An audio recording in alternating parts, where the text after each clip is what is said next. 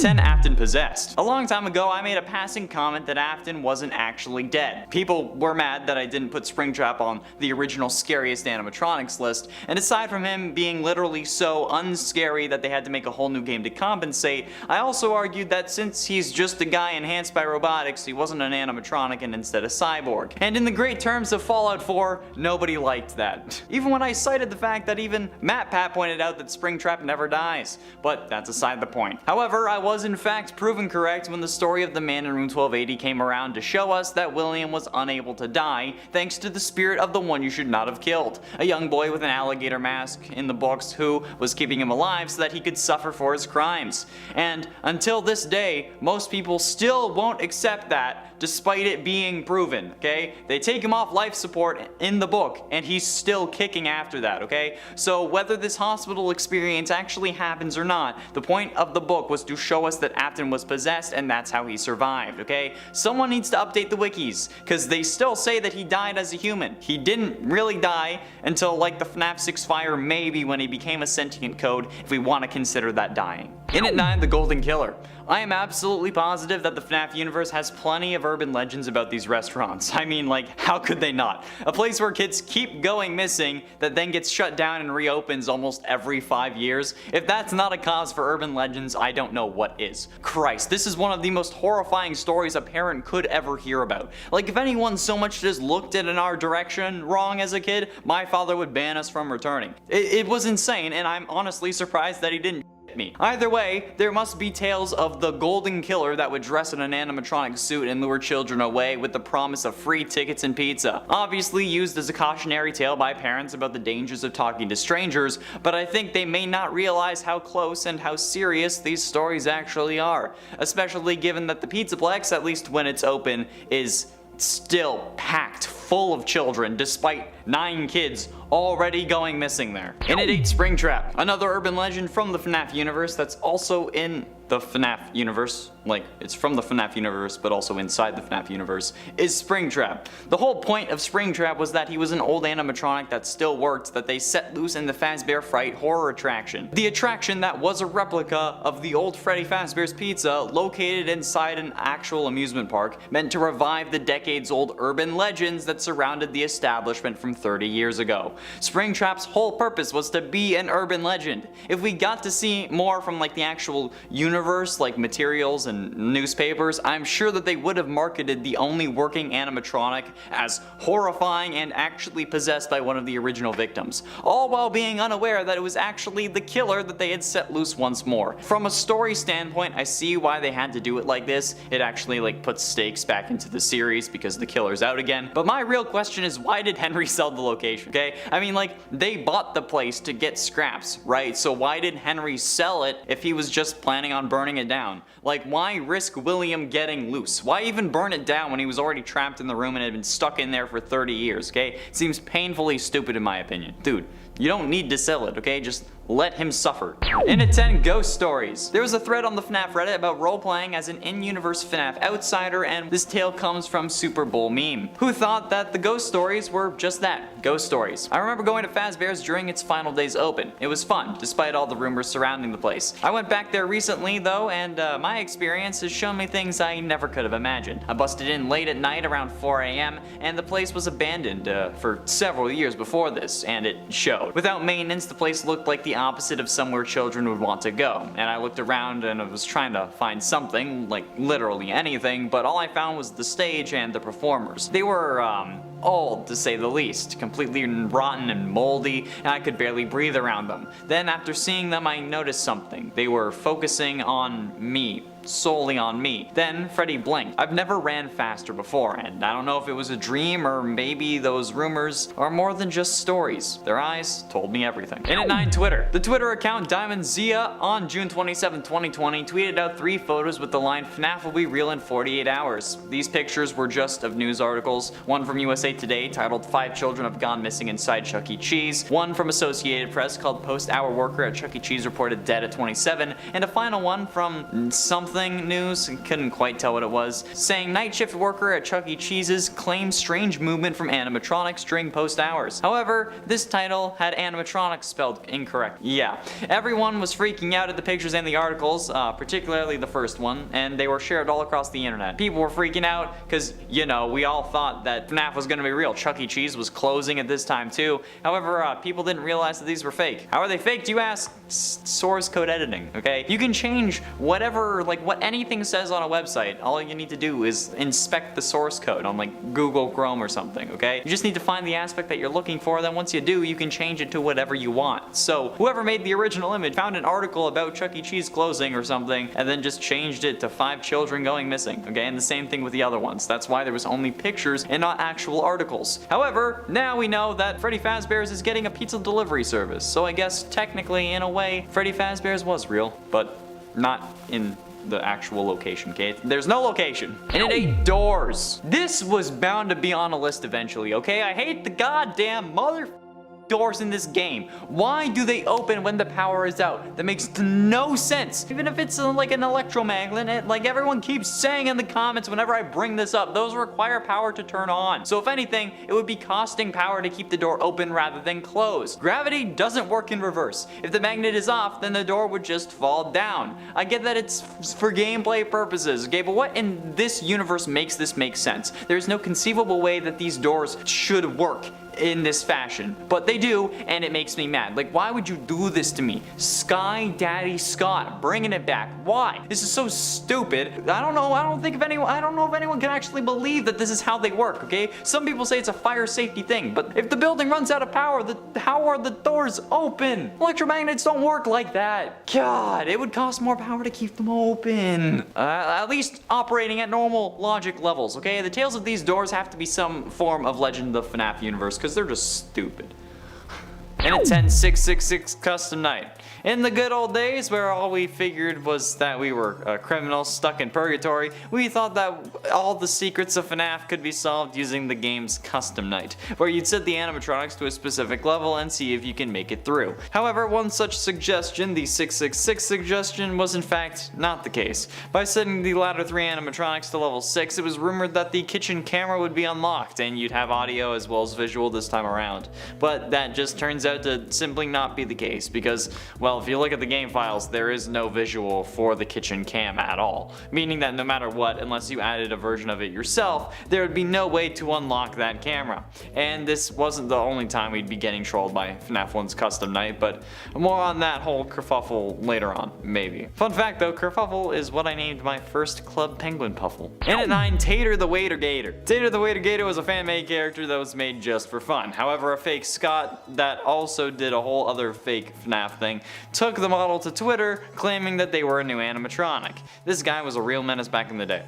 And while it was indeed a joke, the appearance of an alligator face in FNAF 3's Happiest Day minigame made people reconsider the canonicity of Tater the Waiter Gator. However, he isn't and was never canon, we think, with the alligator character mask being explained away with Montgomery Gator, who, luckily, is not a waiter. He's a golfer, and apparently an assassin. We better get to solve the whole did Monty kill Bonnie thing in like the DLC to security breach, or I'm gonna be mad and destroy my own green room.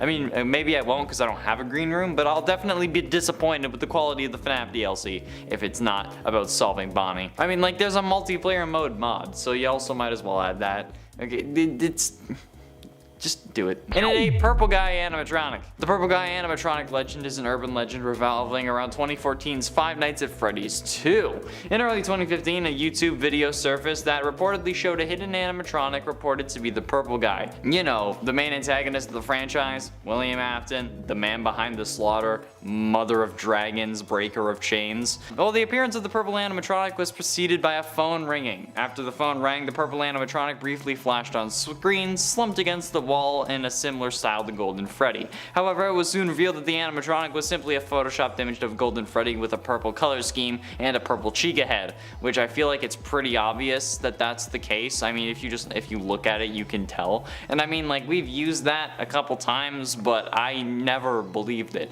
Plus, if there was a Purple Guy animatronic, it wouldn't just be reused assets. What are you on about? But there could still be a secret purple animatronic that we don't know about, or maybe Toxic Springtrap in this case is the key to everything. And at 7, the 2-eye theory. The two eye theory states that in the bad ending to FNAF 3, there are two eyes lit up in the head and the back, which we assume is Golden Freddy to show that there are two souls inside the animatronic.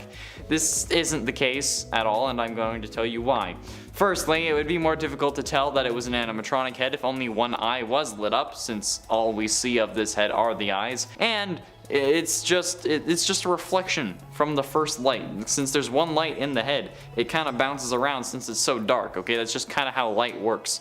Notice how Freddy also has light coming out of his other eye, but there's no two souls in Freddy, right? Secondly, Crying Child hadn't been introduced yet, not coming until the next game. That wasn't even going to happen until the community was disappointed with the Springtrap jump scare, since this was supposed to be the end of the series. That's why we released the Souls in the Happiest Day minigame. Also notice that only one person wears a Golden Freddy mask in that game, and according to the official Freddy Files Updated Edition book, quote, you'll see an image of broken animatronic heads, each with a lit eye, meaning that the Golden Freddy head in the back only has one eye that is on. Okay, and considering how this is the official guidebook to the series, we kind of need to take it as law. The only argument against this, it would be that Scott could have adapted the story after this, since in a Reddit post he said that he has only ever made one retcon, but didn't actually provide the retcon itself, so the intention between the two eyes could be the retcon.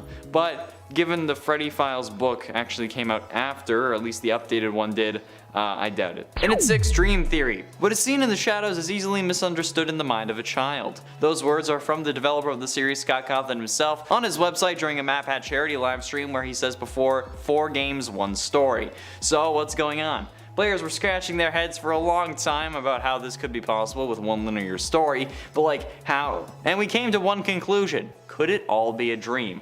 The online community at one point believed so. Apparently, because of FNAF 4, okay?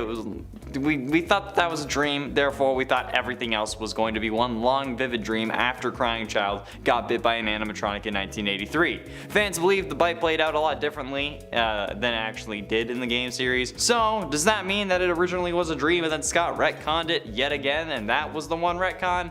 No idea. If that is the case though, is anything else in the series a dream? I don't know. Am I dreaming right now? I hope not. Is there really a dancing alligator dedicating a song to strippers and adult film stars? Yes, and that TikTok was very disturbing. And at 10, Ness. With the interviews and therapy sessions we get in Security Breach, we got even more information and even more clues on the story of the previous 3 FNAF games. Well, okay, 2 main series games and then 1 spin-off. Yes, that's right. These therapy sessions actually ended up confirming our suspicions that Vanessa was indeed the Ness from FNAF AR. So with this revelation, we now know that in FNAF VR we played as Vanessa, who was probably put there by someone higher up at Fazbear Entertainment because they knew what Afton was planning, or maybe someone hacked. That's a whole separate thing.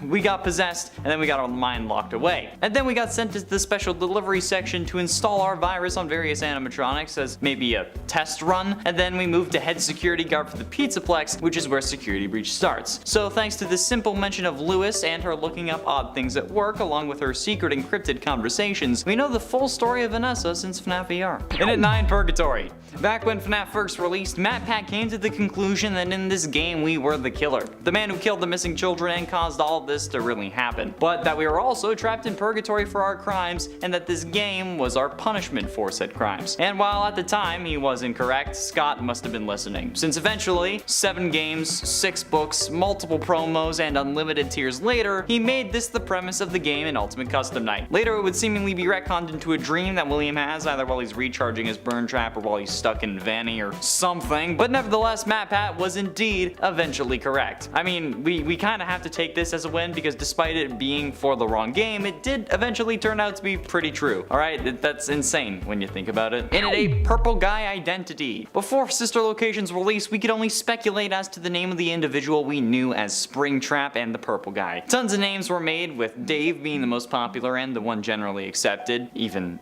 now, kind of. However, the true Purple Guy name reveal of William Afton started in the FNAF novels, specifically the first novel in the actual novel series, The Silver Eyes. This was shown to those of us who didn't actually want to read the book by MatPat, because you know what, most people called the book cringe. But in his theory on the subject, he actually kind of agreed.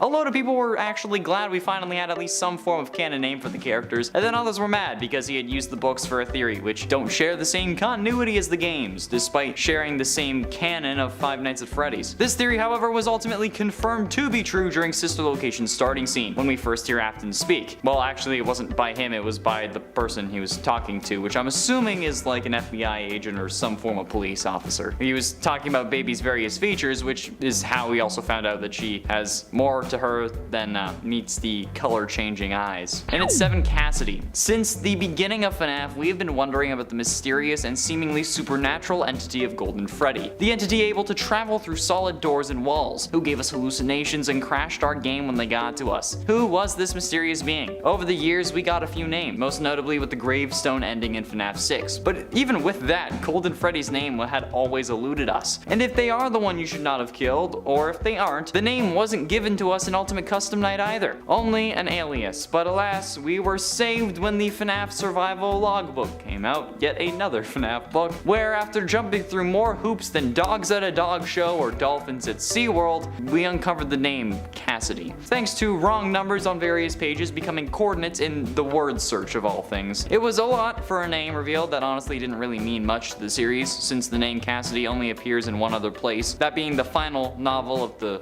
original trilogy, The Fourth Closet, and the ultimately scrapped Cassidy movie script, but since it was scrapped, the character is of little consequence otherwise, which sucks. And it's 6 Puppet's Origins. The security puppet minigame was something that was quite the mystery to a few FNAF fans, since, well, if Charlotte was killed outside the restaurant, how was the puppet able to get possessed? Since we now know, we typically have to be in the vicinity of the object that we're possessing. This was explained to us in the security puppet minigame from FNAF 6, where we see the puppet crawl out to Charlotte in the rain after William is driven off. This was a simple yet much needed explanation, at least to me, since it was very confusing how the laws of what's possible seemingly change with the individual. But with that simple scene, we understood the whole story. How a loving father was scared for his daughter's safety, how she was in danger thanks to William, so in an effort to protect her, Henry developed a green wristband that had a specific coding on it. This code released a signal that the puppet animatronic would prioritize in case anything happened. Then, while stuck outside, William struck, which set off the bracelet alerting the puppet, who, in a last-ditch attempt to save her, crawled out in the rain and merged with Charlotte. A sad but evidently required story. Halfway through into number 5, Nathan Dunlap. In December of 1993, after Chuck E. Cheese had closed in Aurora, Colorado, Margaret Kohlberg, the manager, is tallying receipts in a back room. While she does that, Bobby Stevens scrubs down the kitchen, and Sylvia Crawwell, Ben Grant, and Colleen O'Connor all work in the main cleaning party area. However, there is someone secretly hiding in the bathroom, 19-year-old Nathan Dunlap. Earlier that year, he had began working as a cook before getting into an argument over his hours, which resulted in him losing his job. But this time, he wasn't looking for his job back, he was looking for revenge.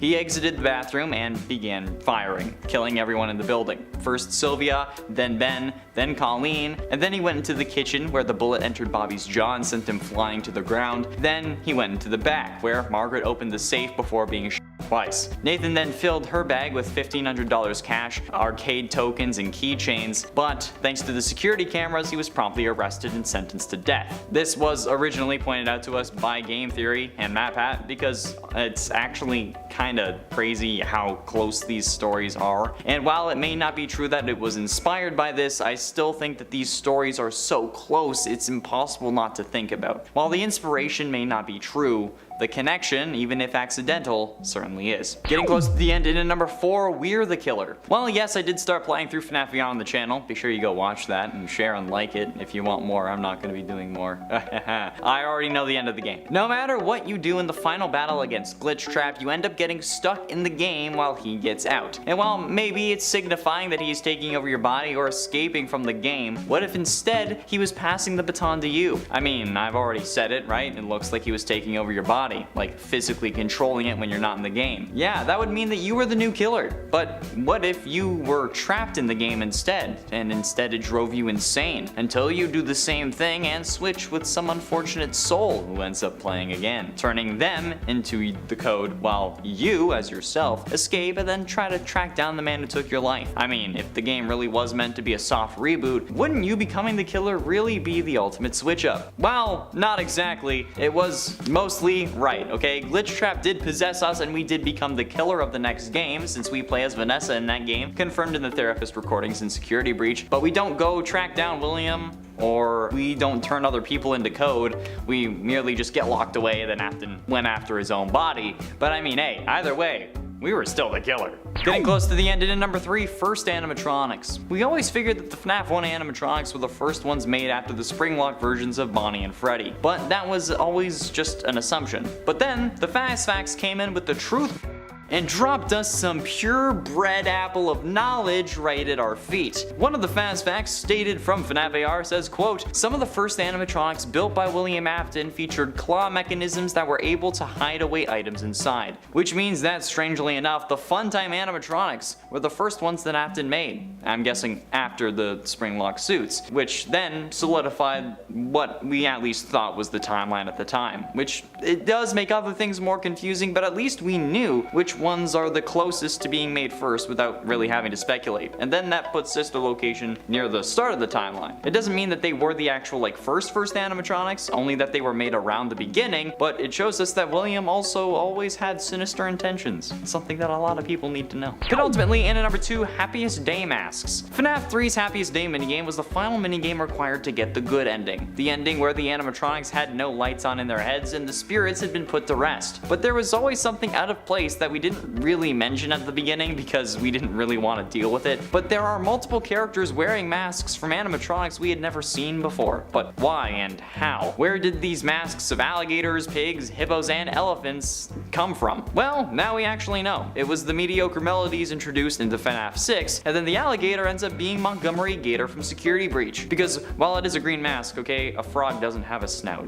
okay? Which makes me think, when does that really take place? Although at this point, I don't think we can really pinpoint that. Maybe Monty has been around for a while and he just became more popular for Security Breach after all the other animatronics kind of got a bad rep, you know? Who knows? These animatronics may have existed for all of time, but we actually did think that there were more animatronics, and now we know we were right. And finally, in at number 1, Hannibal Lecter. Hannibal Lecter is a fictional character created by Thomas Harris. Lecter is a serial killer who then his victims, if you know what I'm saying. I feel like it's pretty obvious and I can't really say the word, but you know what I mean. Before his capture, he was actually a respected forensic psychiatrist, but after his incarceration, he's consulted by FBI agents Will Graham and Clarice Starling to help them find other serial killers, which is a whole other problem. His most iconic appearance is in Silence of the Lambs and the often misquoted line of "Hello Clarice" or "Have the lambs stopped screaming." And while you may not really see any similarities between Afton and Lecter, we did seem to think that there were some. I mean, this dude's an absolute psycho. And you know what? This was confirmed as inspiration for his voice. According to his voice actor PJ Haywood in Sister Location, Afton's voice actually was inspired by Hannibal Lecter in a way that he's seemingly extremely calm even when he's about to kill someone, which is supported by some of his novel counterparts' quotes. So yeah, while it's not exactly directly inspiring Afton, it inspired his voice. And if he had to add the fact that he's oh yeah, he's unnervingly calm even when he's about to kill someone, does that mean that whoever was interviewing Afton is dead? And at 7, Afton possessed. See how I changed the inflection? This time I put the emphasis on Afton instead of possessed. That's because this time around, Afton is the one doing the possessing instead of the one being possessed. Yes, we originally assumed that Vanny was going to be possessed by Glitch Trap, aka William Afton, aka the coded digital version of Afton's consciousness that possessed a VR video game.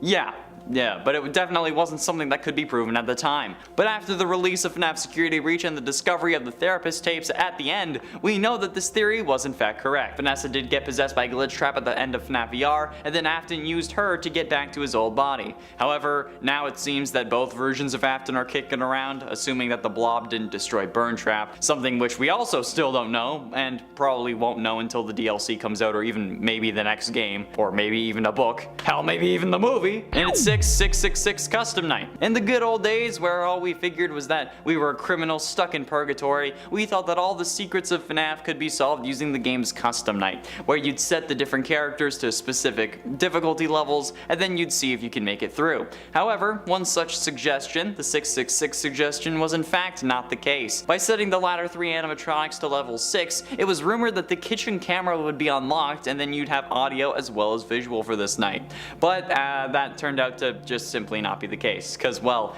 if you look at the game files, there is no visual for the kitchen camera, meaning that no matter what, unless you added a version of it yourself, there would be no way to unlock that camera. And this wasn't the only time we'd end up getting trolled by FNAF 1 Custom Night, since later on the Custom Night having the code would indeed become true. However, that code was 1987 and it would just jump scare you instantly with Golden Freddy, which is literally the worst thing ever. Halfway through into number 5, John Wayne Gacy. Clown Springtrap is Springtrap's third skin in FNAF AR and the third skin to be introduced in the Dark Circus event. In addition to looking like a horrifying clown, he carries around a very large red mallet in his left hand. And considering how clowns are one of the most common fears in the world, with more people in the States being scared of clowns than global warming, or even terrorism, I think putting Clown Springtrap on this list is definitely understandable, because, you know, John Wayne Gacy. This man, okay, he's like Harley Quinn, but not cute, and basically still meant to be a reference to John Wayne Gacy, at least as I understand it.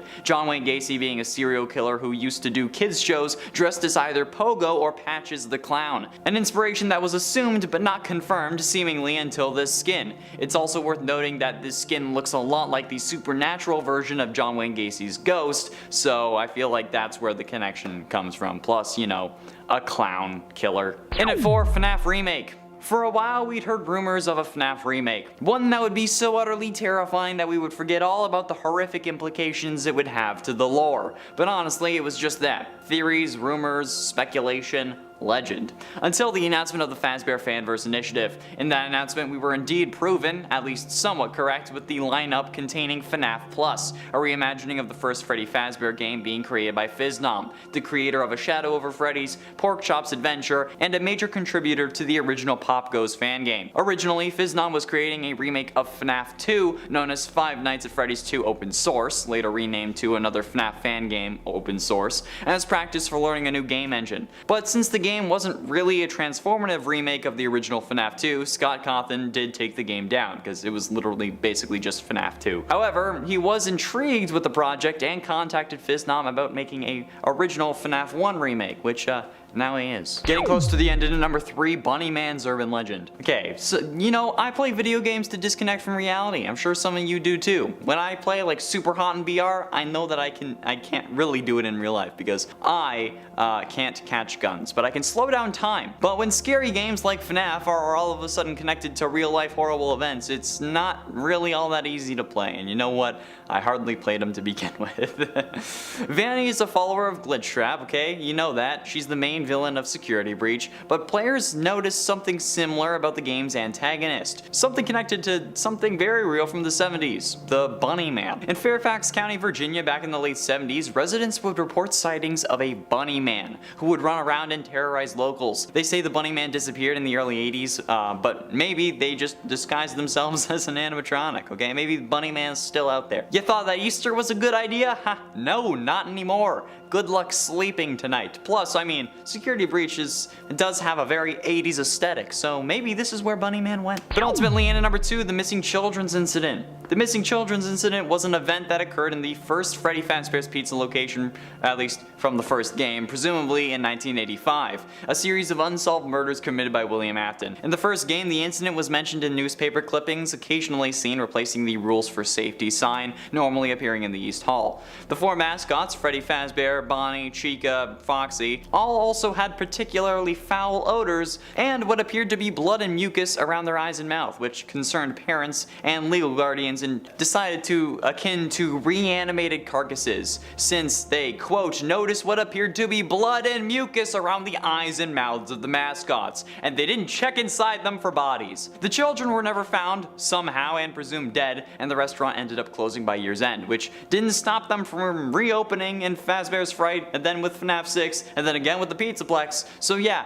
needless to say, there's a whole load of issues surrounding the brains of the parents in this universe. And finally, in at number 1, the Bite of 87. Was that the Bite of 87? No, Markiplier, it was not. The Bite from FNAF 4 was in 1983, and often called the Chomp or the Bite of 83. Okay, the Bite of 87 was an incident that occurred in 1987 at the second Freddy Fazbear's Pizza location. It was briefly mentioned by Phone Guy in the first game, and it had us hooked from the get-go. The details of this attack and the identity of the animatronic responsible are really unknown, but it allegedly caused the victim to lose their frontal lobe, you know, the front part of their brain. The victim actually ended up surviving the attack, but the incident contributed to a loss in the company's reputation, understandably, which was one of the numerous incidents that resulted in a major drop in business. But not forever, for some reason. As a result of the incident, the animatronics were no longer allowed to wander around during the day. Instead, management decided to let their free roaming mode be exclusive to night, so as to prevent their servos from locking up, which is not how servos work, but maybe it's how they work in this universe. Some fans think that Foxy caused the bite, others think Freddy, Mangle, some even think that Chica might have done it. However, it's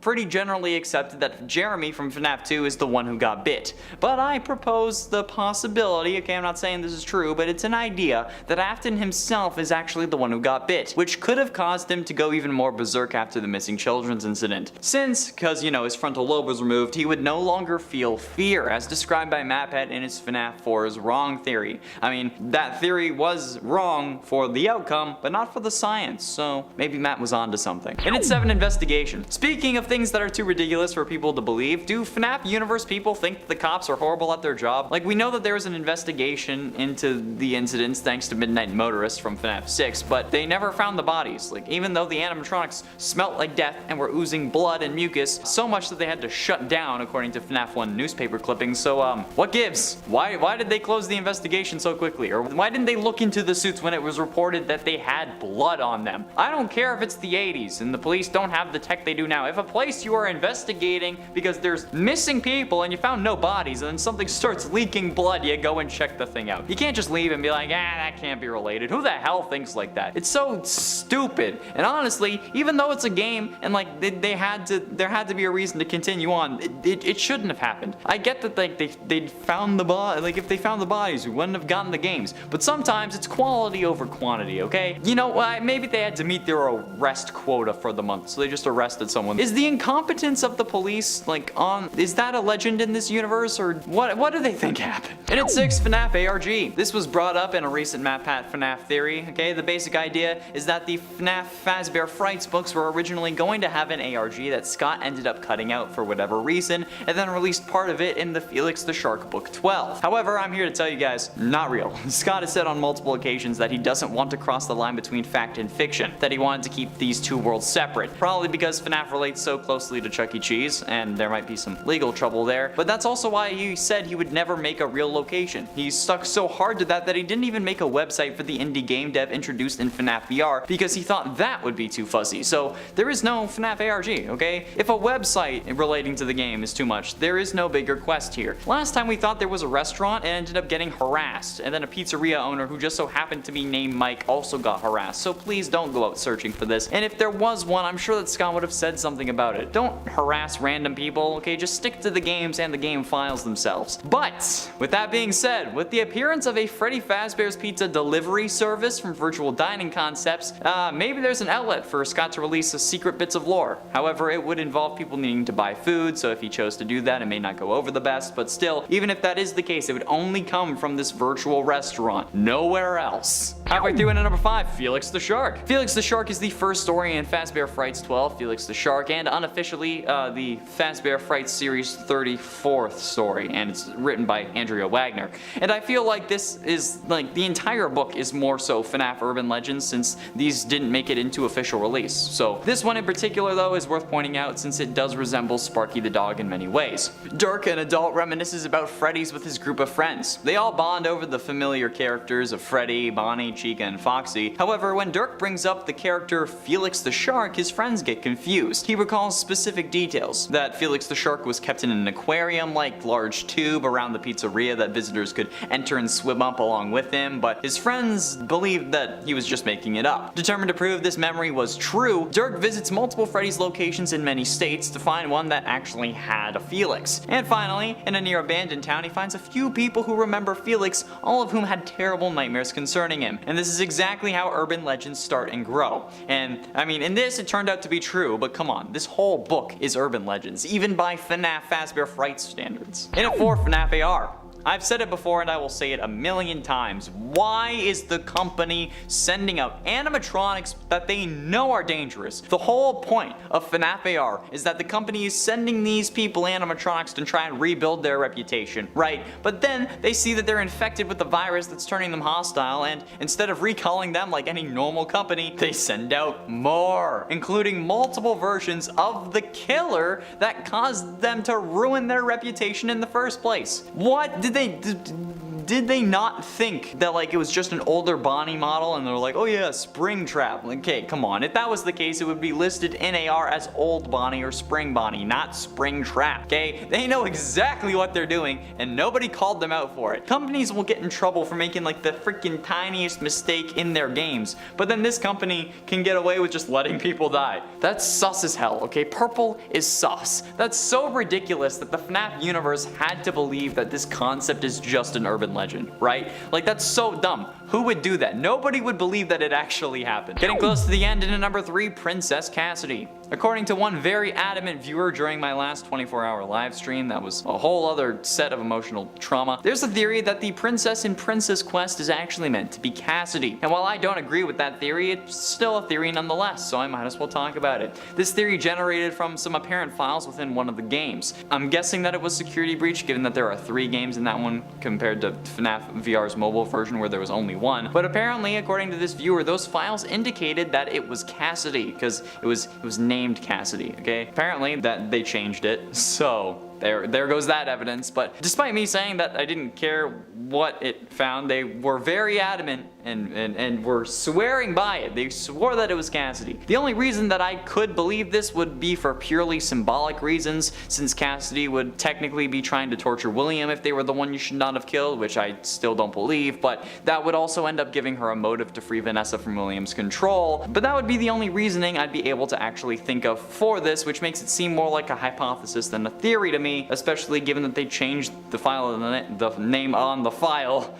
so it wasn't Cassidy. And while Cassidy may have been incorrect, it did end up containing a soul, the soul of Vanessa. So in the end, it is true, in a way, which makes it good enough for this list, okay? I'm kinda stretching at this point. 3 parts is a lot. But ultimately, in at number 2, Fazbear Frights. While yes, I did include Felix the Shark and his whole book on the list as a number, that's because those are like even legends in the Fazbear Frights universe, like I said, since they were cut stories that were thrown together for a cash grab 12th book, let's be honest. However, I think that by FNAF standards, all these stories would have to be legends. I mean, like, come on, the story of a man who can't die in a hospital. While relating to Afton, we know that it didn't happen since we see Afton in the burn trap suit in Security Breach. Plus, sea bonnies, come on, that's so utterly insane and stupid that these stories must only fit into the lore by being legends. Like, things based in somewhat of a real original story that then get blown out of proportion to be something else, but with that root of reality. Do you know what I mean? Like, that's the difference between a myth and a legend, okay? Myths are entirely fictional, then legends have kind of a root. That's the one thing I learned from my second semester, second year college elective, okay? It's the only thing though. This entire book series are just FNAF universe legends that are passed around in universe, which kind of makes them cooler because it's a look into like the general population of the FNAF universe, but that's a thing for another day. And finally, in at number 1,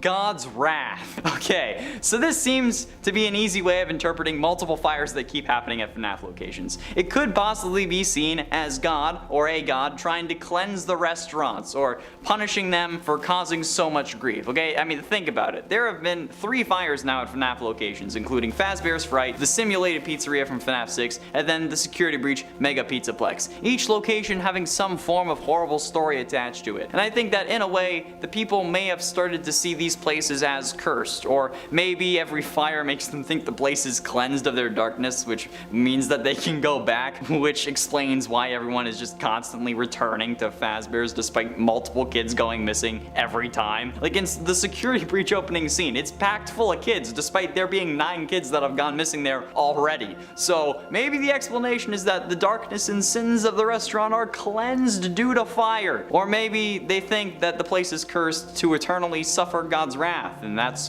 why there's so much darkness around the place. But then again, if you think that it's cursed to suffer God's wrath because of the horrible people, why would you go back? Basically, I'm using this to call out why are people going back, okay? It's stupid. Don't do it. Stop.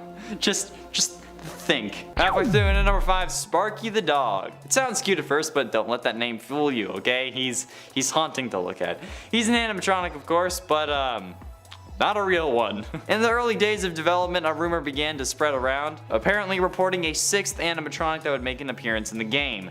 If Sparky did appear, it would have been pretty obvious, because he's a dog, and that's literally the only dog in the game. But the good news is that he wasn't real. But if he was, apparently he wasn't going to attack you. He was just going to stand and watch you for a bit, which is kind of worse. Screenshots, of course, hit the internet, but it was never a thing. I don't know why people think that this is... People still like message me going like, why haven't you made a list about Sparky the dog? Because he's not real. It's not a thing, okay? Like what? And then there was the fake Scott that was saying that Sparky was there the whole time. Or like, I wouldn't doubt it if Scott added him in a later game and was like, no, Sparky's been a character this whole time. What are you talking about? Because like, Scott is the ultimate gaslighter. Okay? He's the ultimate gaslighter, but he makes it clear when he is gaslighting you, so at least you don't think that you're actually crazy. It's very clear when he's doing it, but he still loves to do it. Getting close to the end of number 3, Mrs. Afton's death. The story of Mrs. Afton, if there even is one, is a mystery that we've been debating for ages. A story that hasn't even had a slight amount of explanation. No references, no mention of a name, nada. So, naturally, there are theories. However, these theories have no base in actual game lore and instead focus on FNAF fan animated music videos and stories that are treated as canon and sadly, heavily so, sometimes. The truth is that we have no idea what actually happened to Mrs. Afton currently. We have no idea if there even was a Mrs. Afton or if it was just a baby mama or if William ended up having a surrogate so he could have children of his own, and hell, his kids may just be adopted or actually stolen. Yikes. Or maybe he used the ball pit from Into the Pit and went back in time and got kids from like 1920, which is also possible because FNAF made time travel a thing. Either way, for some reason, and I'm not quite sure what video caused this to pick up, I'm pretty sure it was the Living Tombstones, a lot of people think that Mrs. Afton died in a car accident. I mean, it's a possibility, but that doesn't mean that it is canon. There are other explanations, and no one really says those are canon, so I don't know why you think that a car accident is canon. There are also others that think that William killed her, or that she just left him because she found out what he was doing, but then for some reason left his prime demographic with him and didn't call the cops. And others think that her leaving is the reason that he started killing people. And you know what? All are equally possible, but nothing is actually canon, so stop it. But ultimately, into number 2, Gregory is 40. To be totally honest, the knowledge that Gregory has in Security Breach exceeds that of my own, okay? This kid is the size of a 4-year-old, can fit inside Freddy, can fit inside baby strollers and other various small areas around the Pizzaplex. He's too small to drive one of the go-karts alone, but he also knows how to restart generators, operate a trash compactor, start, and is capable of driving a car, as well as identifying a car battery, connecting the jumper cables on a car battery properly, and then using those to fix Freddy's whole recharge every hour issue. Okay? Even I can't drive a car. I don't have my full license. How is this kid doing it? I don't even know what is this thing? Like, how in the living hell does this make any sense? How do they solve the whole recharge issue in the true ending? Because Freddy is still going to need to recharge every hour. But they don't have the van this time because they ran out from a cave. So how do Freddy and Gregory make it down the hill, or to whatever hill it is, without Freddy needing to recharge? Or, like, do they actually solve the issue? This kid knows more words than I do, but is still somehow the size of a 4-year-old maybe, on like the shortest end of the spectrum. Like, no, it makes no sense. And this kid's weird superpower is what makes this game so confusing. It really only makes sense if he was a robot that is supposed to mimic a toddler who's been on for decades and then has been learning the whole time. That's the only thing that makes sense, and that's saying something. And finally, in at number 1, the Arcade Conspiracy. The Arcade Conspiracy gets its name from one of the lore duffel bags we can find around the Pizzaplex, where we learn that something else seems to be going on here. Quote from this Arcade Conspiracy note. Quote, exit interview. They are working together, the arcades. They're hiding something. The glitches. Glitch them all at the same time. Then the princess will recognize me. She's testing me. I am not yet worthy. The others are protecting it. Let me stay. I'm so close. Just one more night, please. I can save the princess. Now it's clear that this seems to be referring to the Princess Quest minigames. However, it doesn't really seem like we have to glitch the Princess Quest games in order to win. We just have to beat them in orders from 1 to 3, and then boom, we save Vanny. So what does this actually mean? Well, there are 3 other arcade machines that seem to be having mysterious glitches as well. The Balloon Boy World game you can find in the theater in the Sun Drops Weird Room thing. Chica's Feeding Frenzy, which won't turn off even when you unplug it, that you're supposed to be able to find in the bakery, and the Monty Golf AR Arcade that, according to its duffel bag, shouldn't be in the mini golf area, but it is. However, while you can play both Balloon Boy World and the Monty Golf game, my lowest score is 14 and the lowest score you can get is 13, so try to beat that. But Chica's Feeding Frenzy isn't an arcade cabinet. You can only access it using a mod that lets you cheat it in from the main menu, so maybe there is something else going on that we just can't access yet because the game was released unfinished and still cost $50 damn dollars.